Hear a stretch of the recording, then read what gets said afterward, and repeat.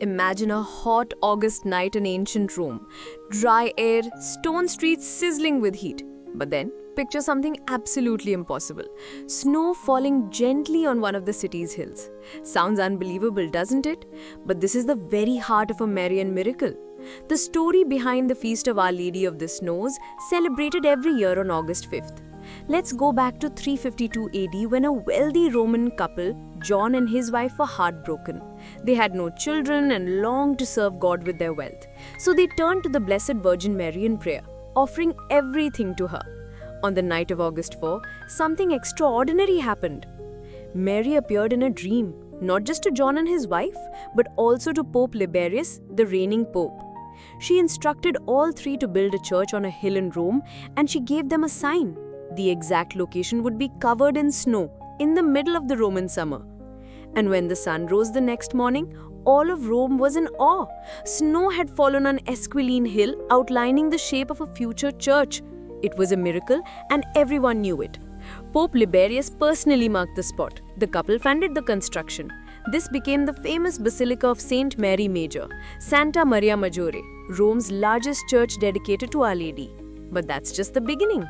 Centuries later, people began calling her Our Lady of the Snows. And to this day, during Mass on August 5th, white flower petals are dropped from the ceiling of the basilica, recreating the miracle of summer snow. Now here's the untold side. Pope Liberius, who received the vision, was falsely accused of supporting the Arian heresy because he refused to condemn Saint Athanasius, a true defender of the faith. But later popes like Pius IX and Benedict XV declared he was innocent, a true shepherd of the church. Do you see the pattern? In 2023, during World Youth Day in Fatima, a Spanish girl named Jimena, who had lost 95% of her sight, miraculously regained her vision while praying after communion on August 5th, the Feast of Our Lady of the Snows. She credited Mary for her healing. And guess what? Pope Francis, who also faced false accusations, had a deep devotion to Our Lady of the Snows. He often prays before the icon of Salus Populi Romani in Saint Mary Major, believed to be brought there by Pope Liberius himself.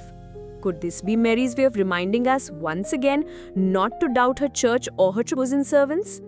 And this miracle is not alone. In Croatia, in a mountain village named Barzonia, a church was built in 1995 to honor a miraculous August snowfall during the Turkish occupation. Even the famous flying priest, Father Paul Schulte, credited Our Lady of the Snows with saving him from a deadly Arctic crash, later building a shrine in the US in her honor. So, what does this mean for us? God answers even the deepest desires of our heart, not always in the way we expect, but in a way that glorifies Him.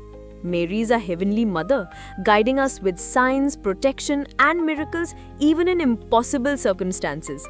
And when we face trials or feel falsely accused like Pope Liberius or Pope Francis, trust in Mary's quiet strength. She defends her children. So next time you hear Our Lady of the Snows, don't just think of white flakes in August.